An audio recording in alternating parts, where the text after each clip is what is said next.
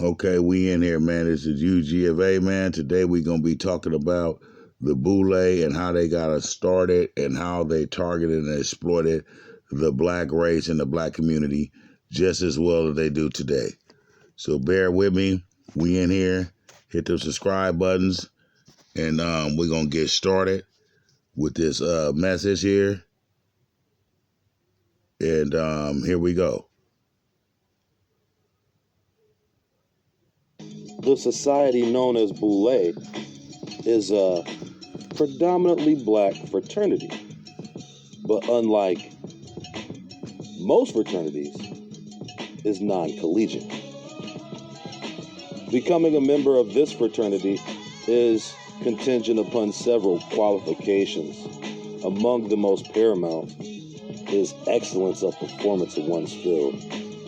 There are only 5,000 members of Sigma Pi Phi, otherwise known as the Boulet. Yeah. Since the inception of this fraternity in 1904, several dozen of the most well-known so-called black figures of the past century were and are members. It is considered a great honor to become an archon of the Boulet. Yeah. Members range from W.E.B. Du Bois to Colin Powell, and from Kwesi Mfume to Martin Luther King. Contrary to the perceived notoriety, the purpose for this group, however, is perversely sinister. The Miseducation of the Negro is more than just a book by Carter G. Woodson. It has been a philosophy of American colonialism unto this day. And an essential part of this philosophy is using quasi-classically educated Negroes as harbingers for the black masses. Carter G. Woodson being a prime example, whom has been labeled by the establishment father of African American history.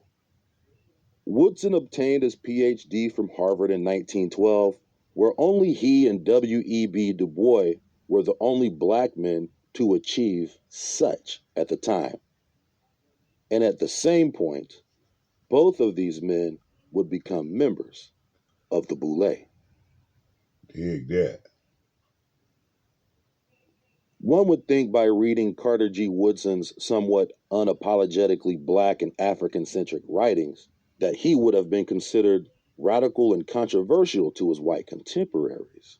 But if it weren't for these so-called white contemporaries, the Carter G. Woodson name would have never seen the eyes of the public.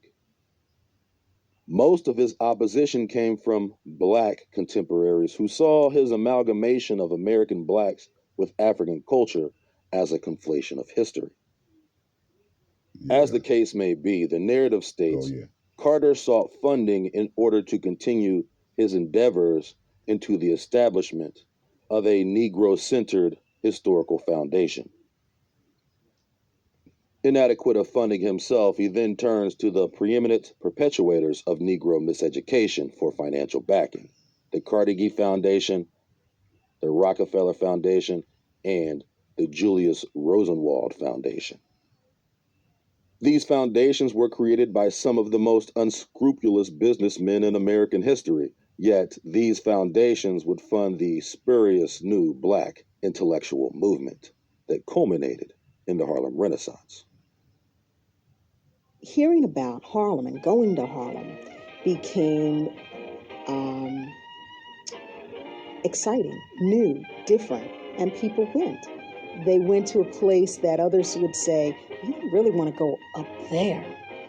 But in fact, going up there could get you the time of your life. And going into, you also have to remember the early 20s during Prohibition, everyone wants to do just the opposite of what the law says. So of course, that's another reason to go to Harlem. Go against the grain. Women, go against the grain socially. Cut your hair. Wear the short flappers dresses. Go against societal norms. Harlem was that for white America. Exploit The us. Julius Rosenwald Fund, for example, literally funded most of the renowned artists, musicians, authors, playwrights, and activists of the late 1920s, and many of the names associated prominently in Black American history. People like Claude McKay, Ralph Ellison, Marian Anderson, Julian Bond, W.E.B. Du Bois, Maya Angelou, and Langston Hughes were paid by the Rosenwald Foundation going all the way back to the 1920s. So these Black figures were being marketed to the masses by a small group of Jewish men as the leading Black scholars in the country. This very same Rosenwald Fund first conducted the degenerate syphilis study in 5 southern states, transpiring as a result of their initial blueprint in the Tuskegee experiments.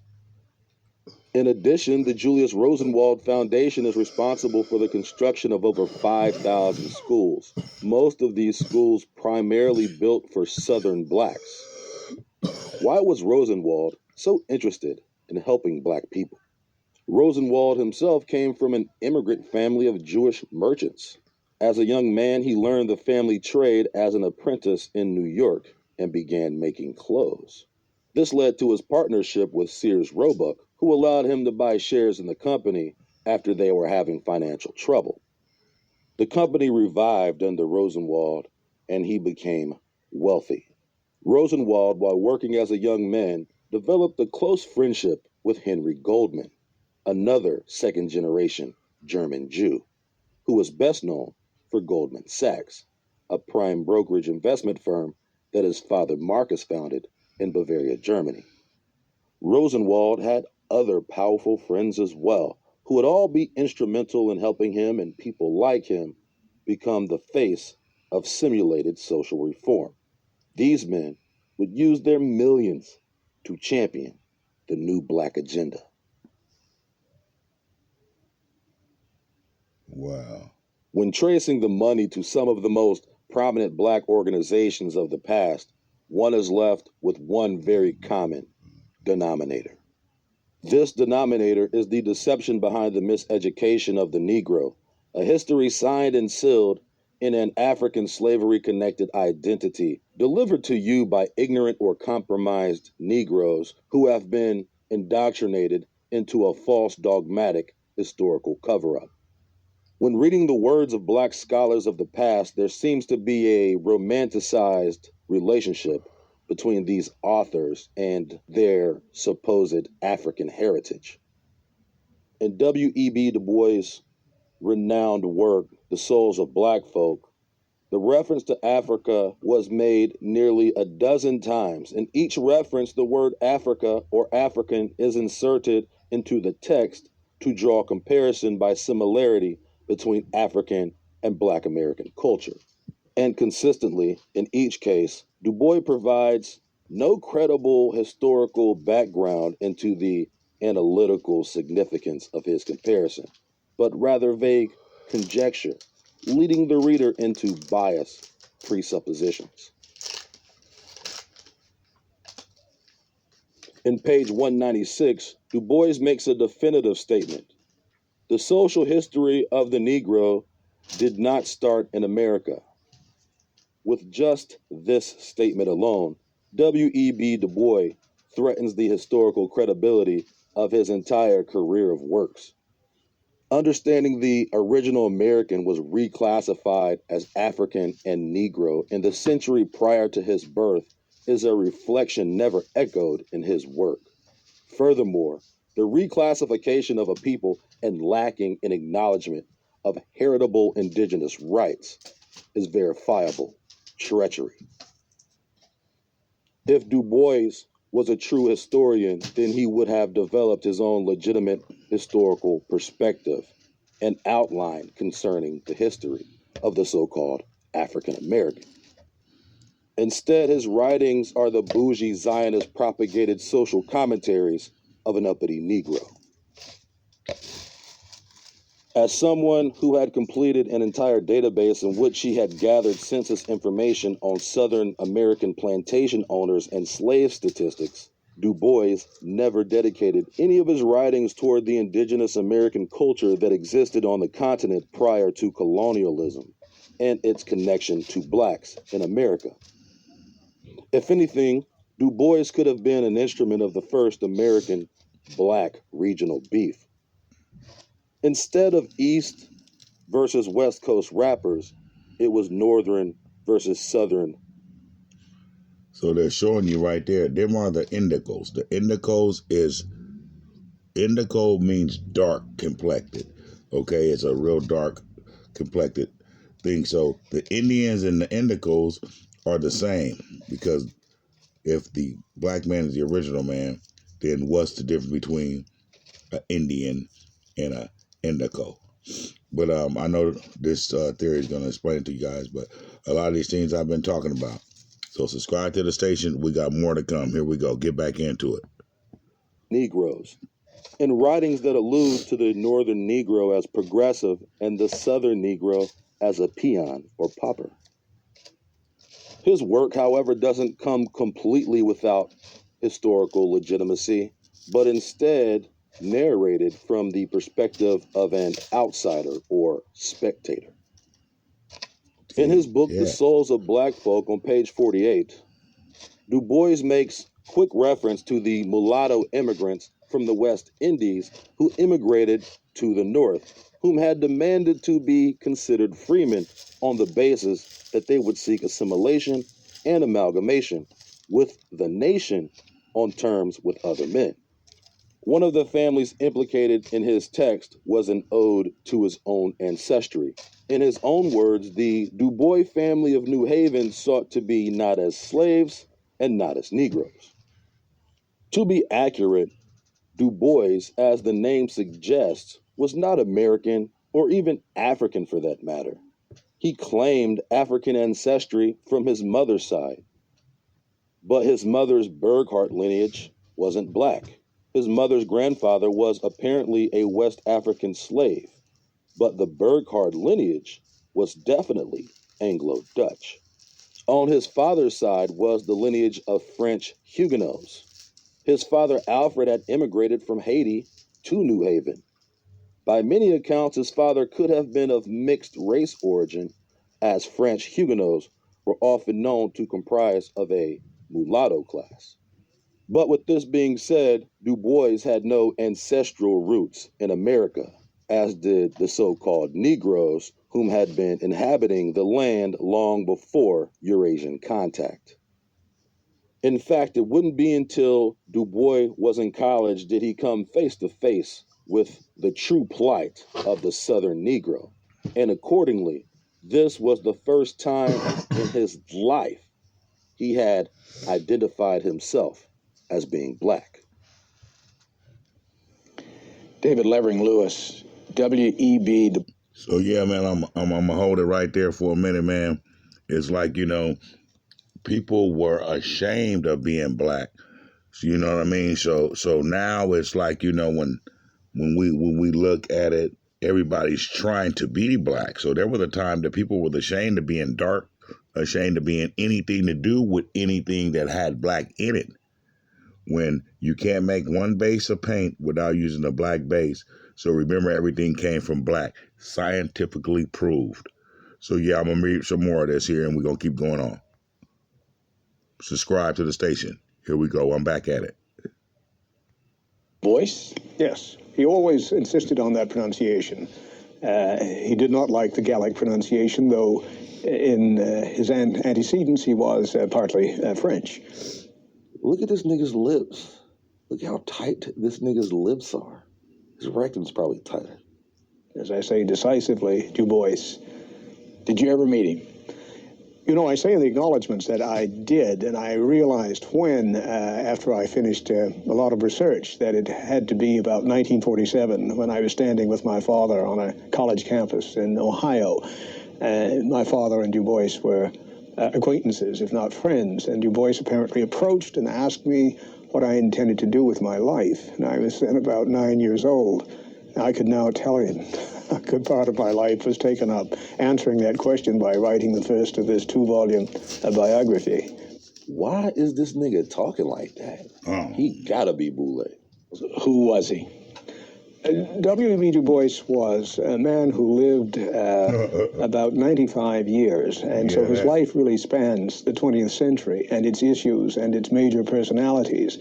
He was born in the north, in Great Barrington, Massachusetts, a small town in the Berkshires, and educated elementary and high school there, and then attended college at Fisk University in Tennessee, and then took a second bachelor's at Harvard, and then went on to obtain the PhD in history from Harvard, the first African-American to be awarded the doctorate. And before he did that, he spent about 2 years at the University of Berlin. University. Where is University? Oh, I gotta find University out. of Berlin. All that. University of Berlin. This nigga is from Arkansas. The Boulet got them niggas on that straight Buckingham, bro.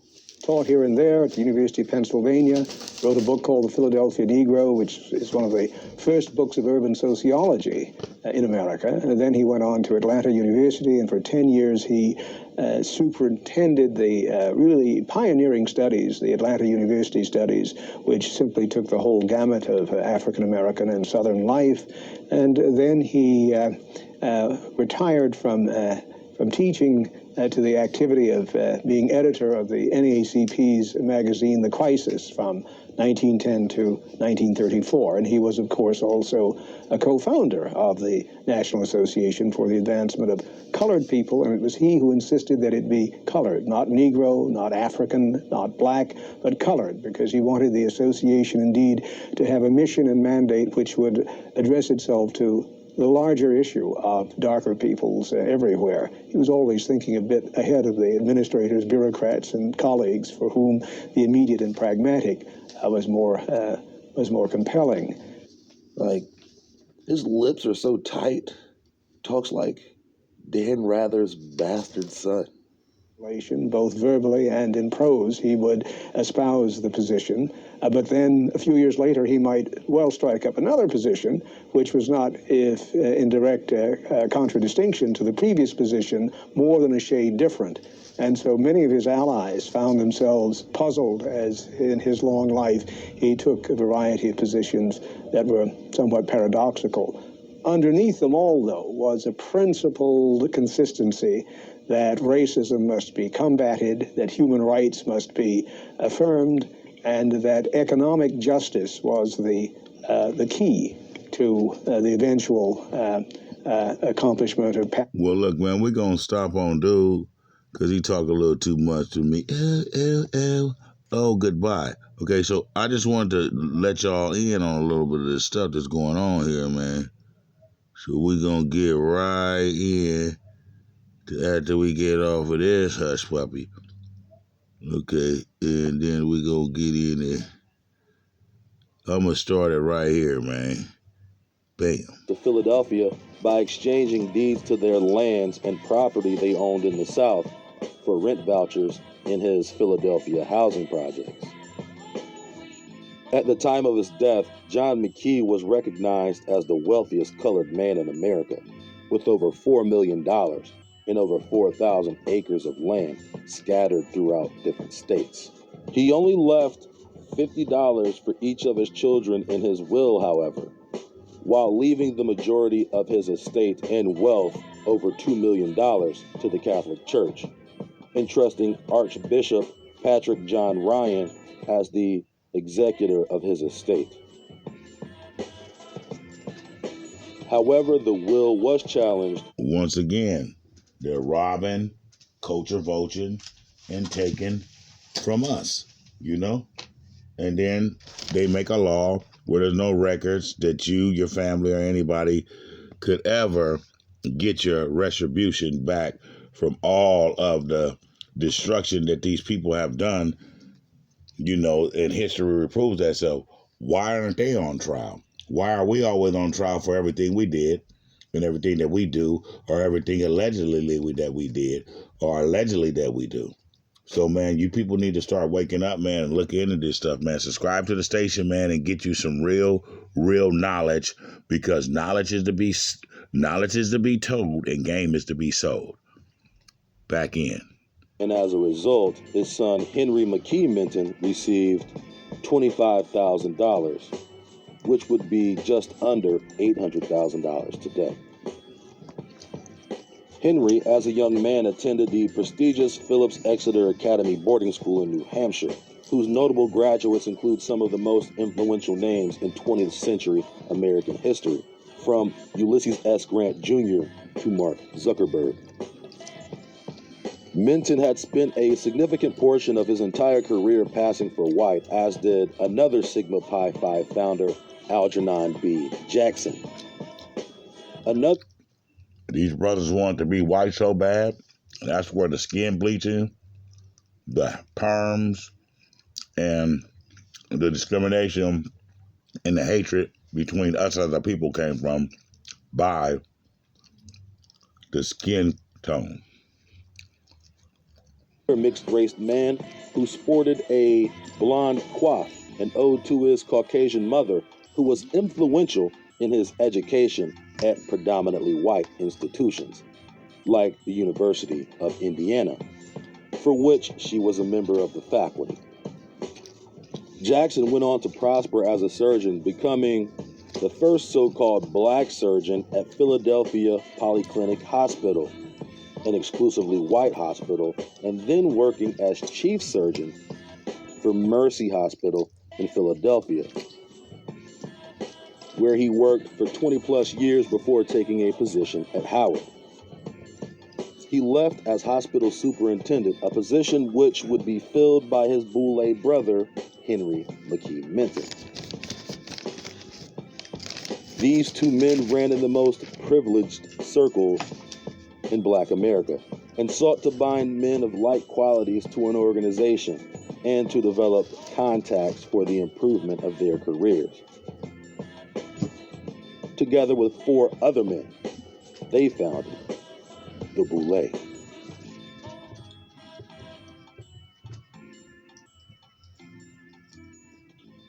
In the beginning, Sigma Pi Phi was comprised of mostly physicians.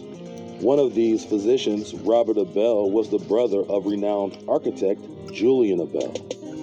The Abel brothers were from a prominent Black Philadelphia family, whose roots lay in the establishment of the African Methodist Episcopal Church, which was the first Black Episcopal church in the United States. Although the historical narrative...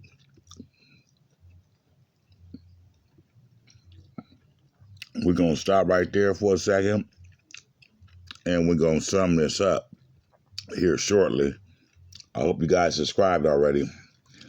Giving y'all a lot of history. I'm taking you back, you guys, a walk back in history, because you got to know where you came from before you know where you're going. So always keep that in mind.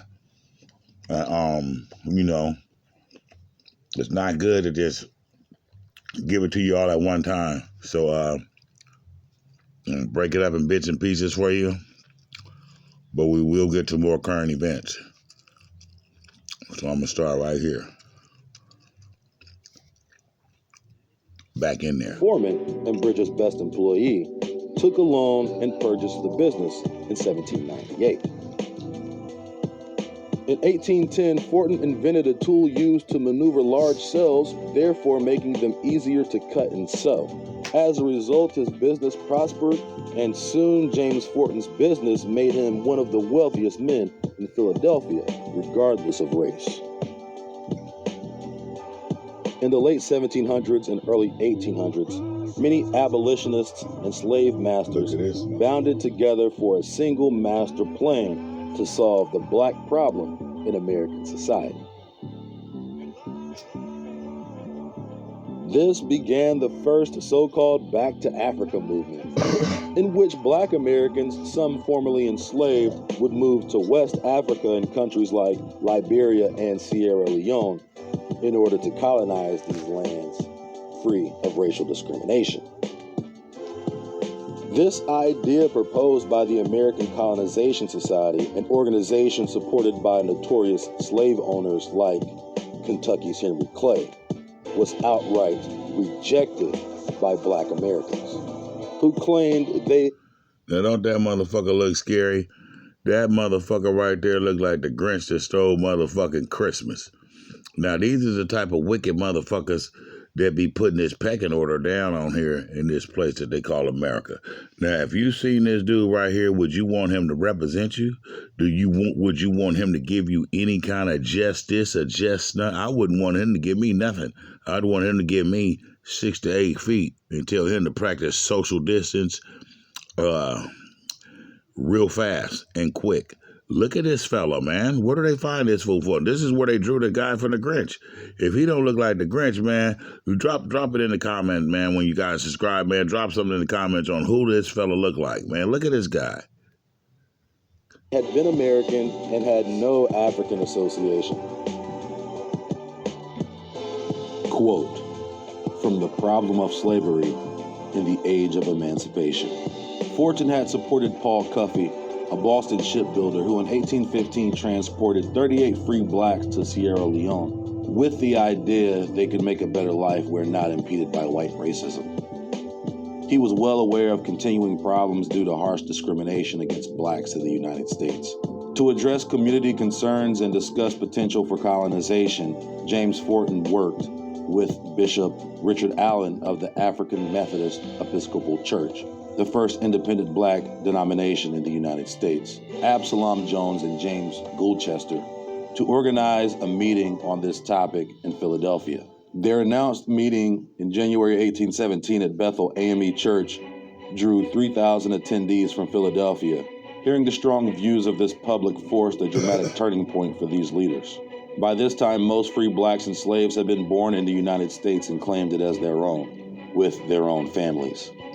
See, this is why the church plays so big of a part in the black community, because this is what they gave you. The church, once they let you start reading books, then they gave you the church. So when they gave you the church, then the church is a business. The church is something to keep the masses of people calm.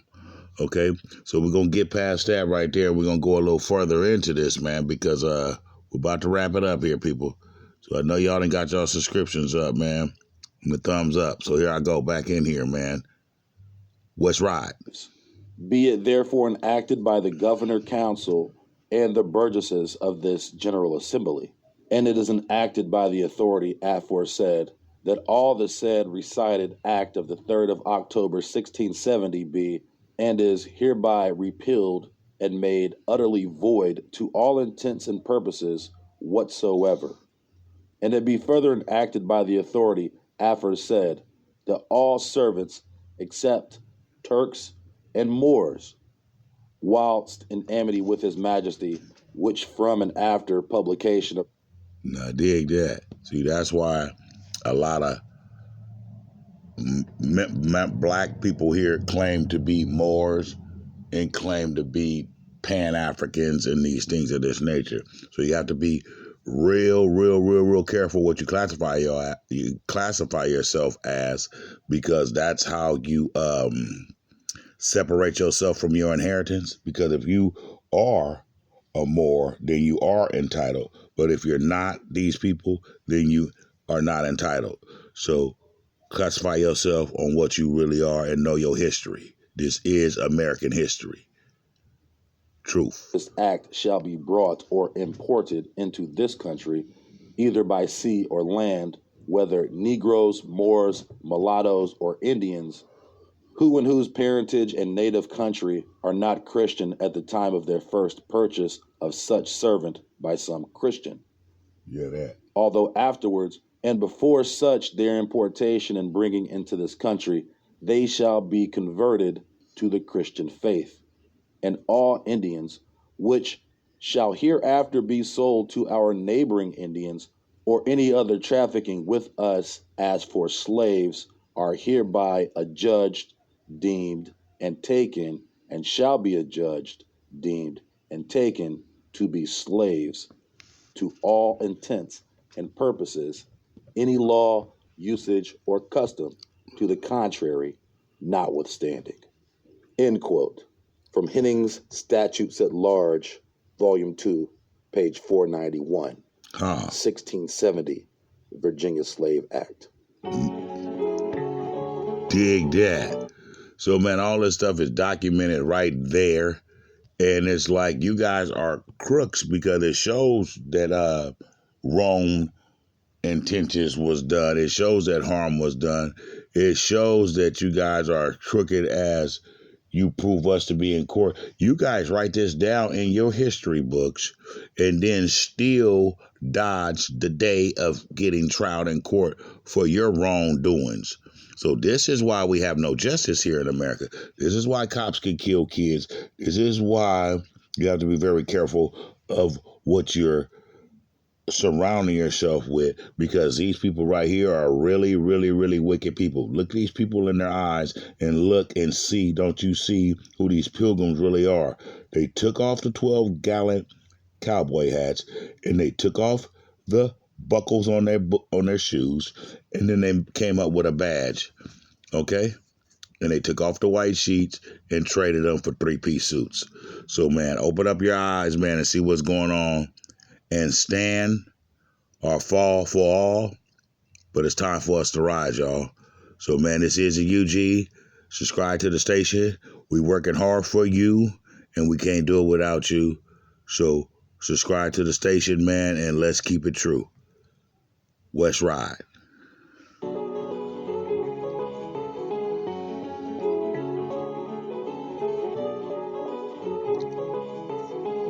The Boulet.